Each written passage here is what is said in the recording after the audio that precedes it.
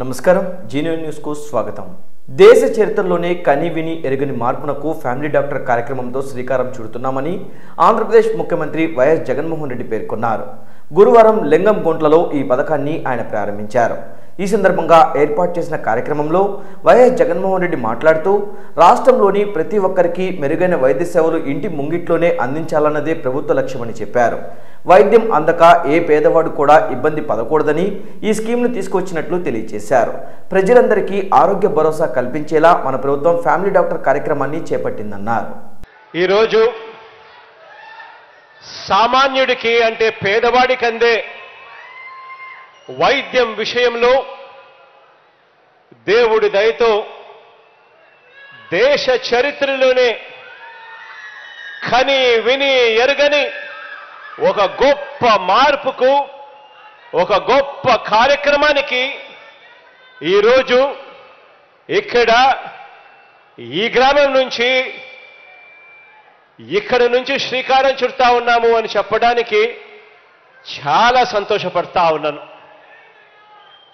ఈరోజు ఇంటింటా కూడా ప్రతి ఒక్కరికి కూడా మంచి జరగాలి అని, ఏ పేదవాడు కూడా వైద్యం కోసం ఇబ్బందులు పడే పరిస్థితి రాకూడదు అని, ఆ ప్రతి ఒక్కరికి కూడా ఆరోగ్య భరోసా ఇస్తూ ఈరోజు మనందరి ప్రభుత్వం ఫ్యామిలీ డాక్టర్ కార్యక్రమాన్ని నేటి నుంచి రాష్ట్ర వ్యాప్తంగా పూర్తి స్థాయిలో ఈ రోజు నుంచి అమల్లోకి వస్తా ఉంది అని చెప్పడానికి చాలా గర్వపడతా ఉన్నాను।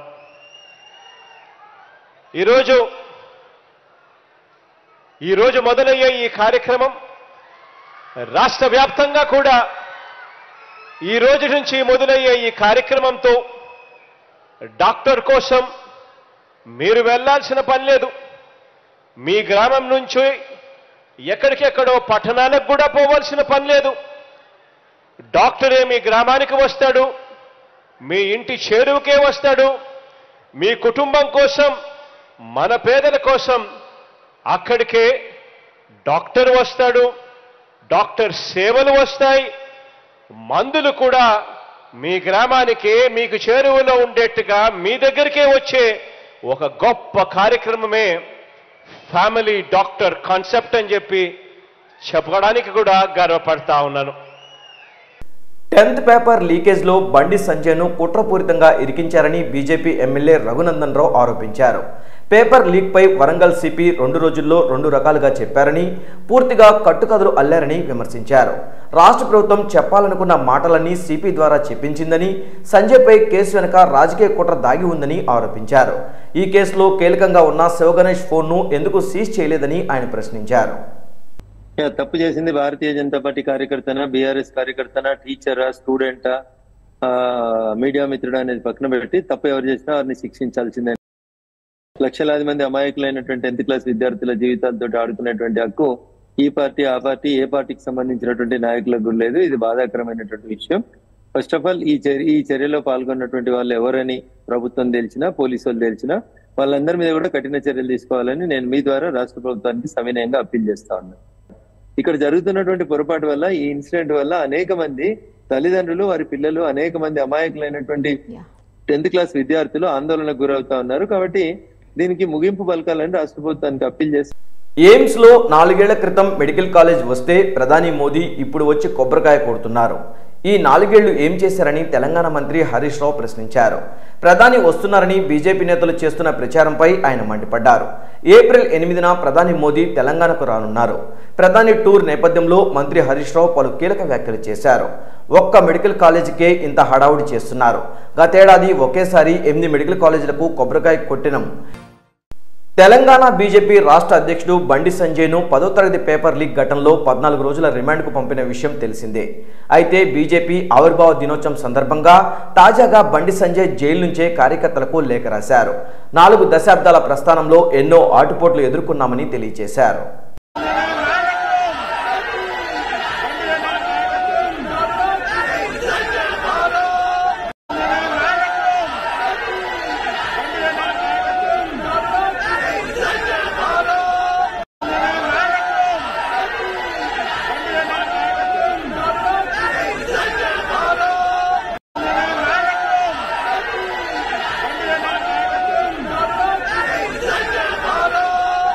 ఆదాని వ్యవహారంపై అట్టుడికిన లోక్సభ నిరవధికంగా వాయిదా పడింది.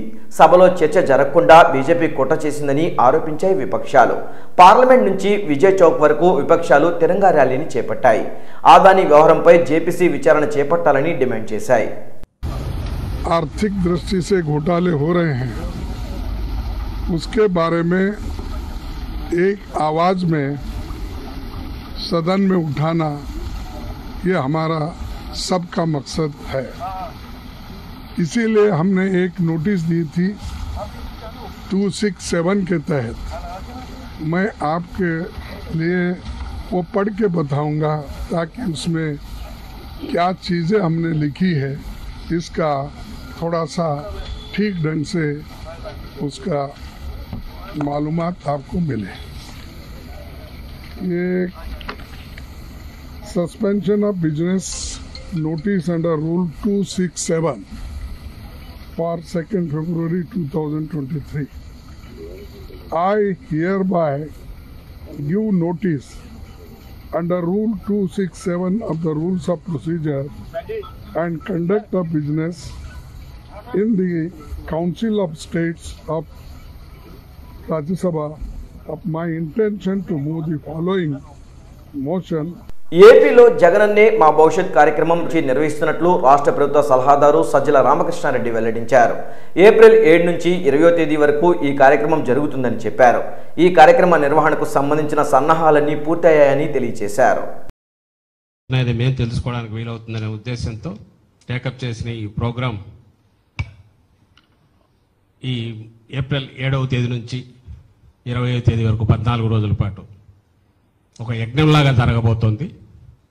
దీనిలో ఈ 7 లక్షల మంది ఎవరైతే రేపు రాబోతున్నారో వాళ్ళందరూ కూడా ఫ్యూచర్లో మీ అంటే ఈ 1,60,00,000 కుటుంబాలు ఎక్కడైతే తగులుతున్నారు వీళ్ళు వాళ్ళ ఇళ్లల్లో వాళ్ళ కుటుంబ సభ్యుల్లాగా వీళ్ళు కూడా ఉంటారు. వాలంటీర్లలాగే వైఎస్ఆర్ కాంగ్రెస్ పార్టీ తరఫున అని చెప్తూ వాళ్ళతో ప్రజలందరూ కూడా వారి అభిప్రాయాలు షేర్ చేసుకోవాల్సిందిగా. దేశంలో అణుశక్తి వినియోగం విస్తరణ దిశగా కేంద్రం చర్యలు తీసుకుంటుంది. 5 రాష్ట్రాల్లో కొత్తగా 10 అణు రియాక్టర్ల ఏర్పాటుకు కేంద్ర ప్రభుత్వం ఆమోదం తెలిపింది. అత్యధికంగా రాజస్థాన్లోని మహిబన్ స్వారా అణు విద్యుత్ ప్లాంట్లో 4 అణు రియాక్టర్లను ఏర్పాటు చేయనున్నారు. ఇటీవల తెలంగాణలో 10వ తరగతి తెలుగు, హిందీ ప్రశ్నాపత్రాలు వాట్సాప్లో దర్శనమివ్వడం తెలిసిందే. దీనిపై ఏపీ విద్యాశాఖ మంత్రి బొత్స సత్యనారాయణ స్పందించారు. ఇప్పటికే అధికారులు చెప్పాము, ఆ సెంటర్స్ అన్నీ కూడా చేస్తున్నారు, అవన్నీ కూడా చూస్తున్నారు. దీంతోపాటు మొన్న మేము వీడియో కాన్ఫరెన్స్ రిక్వెస్ట్ చేసింది ఏంటంటే కలెక్టర్స్ని అలాగే ఎస్పీస్ని మా ఇద్దరిని రిక్వెస్ట్ చేసిందంటే సంబంధిత వాళ్ళిద్దరే కాకుండా వాళ్ళతో ఉన్న సబ్ డివిజనల్ ఆఫీసర్స్ ఆర్డీఓ కానీ డిఎస్పీ లెవెల్ ఆఫీసర్లు కానీ దయచేసి రోజు ఏదో ఒక వీలైనంత వరకు ఒక సెంటర్ని వెళ్ళి పరిశీలించమని చెప్పాము. ఎందుకంటే పెద్ద ఆఫీసర్ అయితే అక్కడ ఉన్న అట్మాస్ఫియర్ అంతా కూడా ఒక పద్ధతిగా ఉంటుంది, దీని శానిటీ ఉంటుంది ఎగ్జామ్స్కి అని చెప్పినాయి. ఇవన్నీ ఎందుకు చేస్తున్నామంటే పిల్లల తాలూకా భవిష్యత్తును దృష్టిలో పెట్టుకుని పేరెంట్స్కి వచ్చి ఈ పరీక్షలు సక్రమంగా జరుగుతున్నాయి అని మనం చూసాం. గత సంవత్సరం జరిగిన ఒక చిన్న తప్పు జరిగింది. గత సంవత్సరంలో వాళ్ళు కొంతమంది టీచర్స్ మాల్ ప్రాక్టీస్ చేస్తూ పరీక్ష పేపర్లు పట్టుకుపోయి అవి వాళ్ళు కాపీలు తీసేవన్నీ అవన్నీ చేయడం కూడా జరిగింది. సుమారు 74 మంది ప్రైవేట్ అండ్ పబ్లిక్ గవర్నమెంట్ టీచర్లు అందరి మీద కూడా కేసులు కూడా పెట్టాము. వాళ్ళందరూ కూడా శిక్షణ కూడా జరిగింది. అది కూడా తెలుసు. దానికి కారణం ఏంటి? ఈ టెక్నాలజీ పెరిగింది, ఈ వాట్సాప్లోను ఈ సెల్ ఫోన్లో తీసుకెళ్ళి అవన్నీ చేస్తున్న విషయం. ఆ నేపథ్యంలో ఈ సంవత్సరం ఏం చేశామంటే అందుకే ఏ ఒక్కరి దగ్గర కూడా సెల్ ఫోన్ని ప్రెమిసెస్లోకి అలౌ చేయడానికి లేదు. దేశవ్యాప్తంగా సంచలనం సృష్టించిన ఢిల్లీ లిక్కర్ స్కామ్లో ఈడీ మరో ఛార్జ్షీట్ దాఖలు చేసింది. ఢిల్లీలోని రౌస్ అవెన్యూ సిబిఐ ప్రత్యేక కోర్టులో అనుబంధ ఛార్జ్షీట్ దాఖలు చేసింది. ఈ కేసులో ఆరోపణలు ఎదుర్కొంటున్న మాగుంట రాఘవ, గౌతమ్ మల్హోత్రా, రాజేష్ జోషిలపై ఈడీ ఛార్జ్షీట్ వేసింది. హైదరాబాద్ నగరంలో ఈ మధ్యాహ్నం అనేక ప్రాంతాల్లో వర్షం కురిసింది. పలుచోట్ల వడగళ్లు కూడా పడ్డాయి. అధిక ఉష్ణోగ్రతలతో ఇబ్బంది పడుతున్న నగర జీవులకు ఈ వర్షం ఉపశమనం కలిగించింది.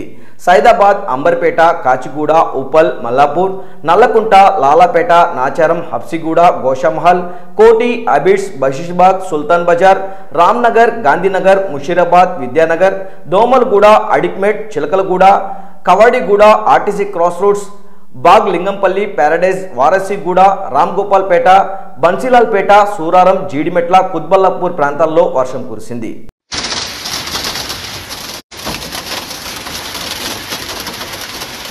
ये है सिकंदराबाद गांधी हॉस्पिटल के सामने हम खाना डिस्ट्रीब्यूट करने आए थे, बट बारिश इस कदर पड़ी, ओले इस कदर गिर रहे हैं, पूरी रोड वाइट हो गई।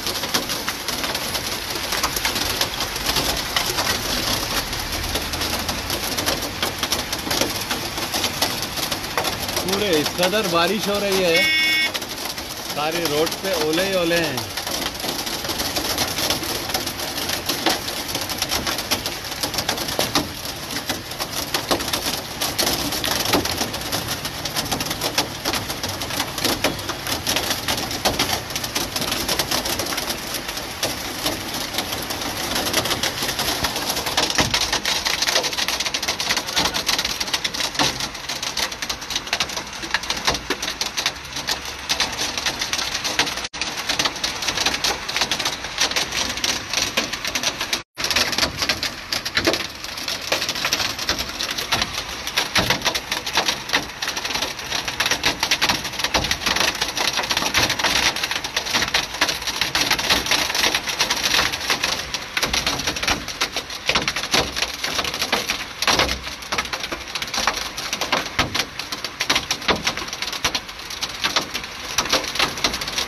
ఈ వార్తలు ఇంతటితో సమాప్తం. నమస్కారం.